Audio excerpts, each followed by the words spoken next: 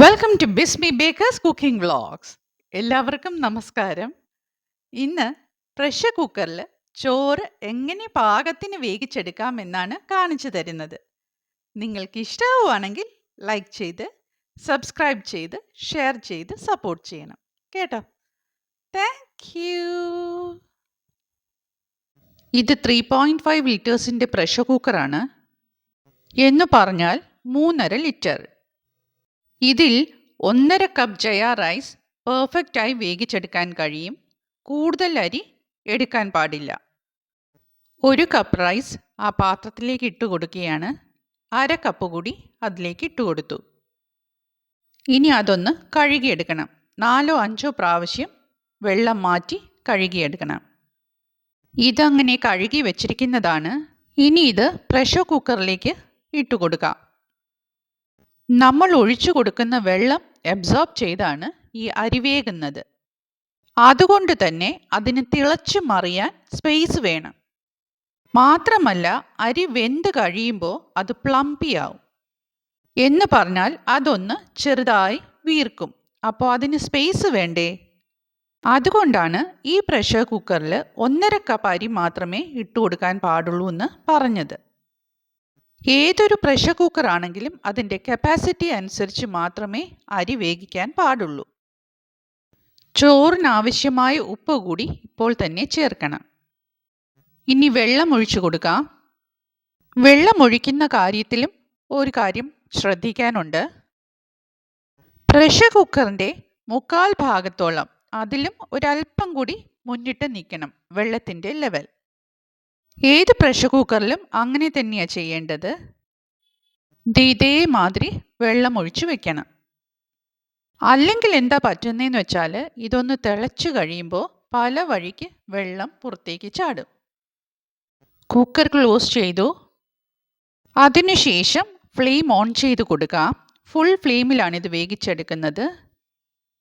Pressure കുക്കറിൻ്റെ നോസലിൽ കൂടി steam വന്നതിന് ശേഷം മാത്രമേ വെയിറ്റ് ഇട്ട് കൊടുക്കാൻ പാടുള്ളൂ. ഇനി എവിടേക്കും പോകാതെ അവിടെ തന്നെ വെയിറ്റ് ചെയ്യണം. ആദ്യത്തെ വിസിൽ വന്നു കഴിഞ്ഞാൽ ഉടൻ തന്നെ ഫ്ലെയിം ഓഫ് ചെയ്ത് കൊടുക്കേണ്ടതുണ്ട്. അതിനാണ് അവിടെ തന്നെ വെയിറ്റ് ചെയ്ത് നിൽക്കണമെന്ന് പറഞ്ഞത്. എന്നാൽ നല്ല രീതിയിൽ ചോറ് വേവിച്ചെടുക്കാം. ഇതത്ര വലിയ കാര്യമൊന്നുമല്ലല്ലോ, പെട്ടെന്ന് ചോറ് വേകില്ലേ.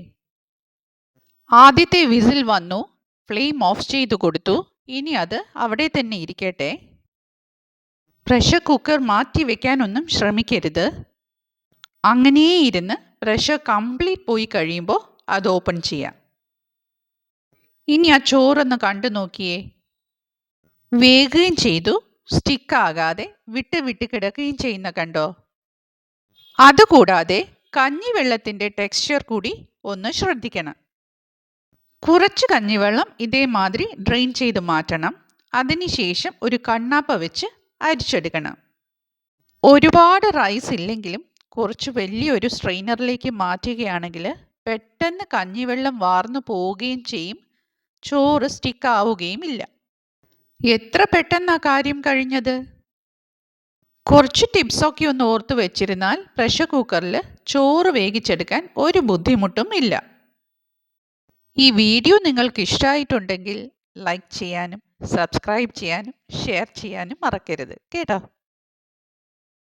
പിന്നെ ആ ബെല്ലൈക്കൺ കൂടി ഒന്ന് ക്ലിക്ക് ചെയ്യണം കേട്ടോ. ചോറുണ്ടാക്കി കഴിഞ്ഞാൽ ഇതേമാതിരി വാർത്തെടുക്കുന്നതാണ് കുറച്ചുകൂടെ സേഫ് കേട്ടോ. വെയിറ്റ് മാറ്റിയിട്ട് പ്രഷർ കുക്കർ ചരിച്ച് വെക്കുന്നവരുമുണ്ട്. ചിലപ്പോൾ അത് ഓപ്പൺ ആവുകയാണെങ്കിൽ ചോറും വെള്ളവും എല്ലാം കൂടി പുറത്തേക്ക് പോകും.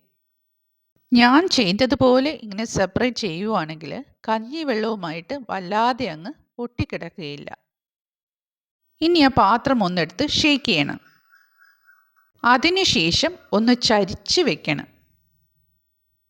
അങ്ങനെ ചെയ്യുമ്പോൾ കഞ്ഞിവെള്ളം ഡ്രോപ്പ് വൈസ് ആയിട്ട് വാർന്നു പോകുന്നത് കണ്ടോ. അതിനാ ഇങ്ങനെ ചരിച്ച് വെക്കാൻ പറഞ്ഞത് കേട്ടോ. ചോറ് റെഡിയായി കഴിഞ്ഞു. ഇനി മറ്റൊരു റെസിപ്പിയുമായിട്ട് വരാം.